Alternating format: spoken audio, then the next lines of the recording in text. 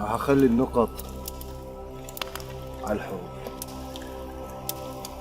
كل الناس راح تطالب بجتالها بيوم القيامة. شيخة انت شيوخ، لا انت ابني ولا آل ابوك. اطلعت عن اعرافنا وعن تقاليدنا. شوف يا ولي، لا هو اللي خسر الثاني. احنا شرفنا ببيع هذا القمر. اطمئن وريح بالك.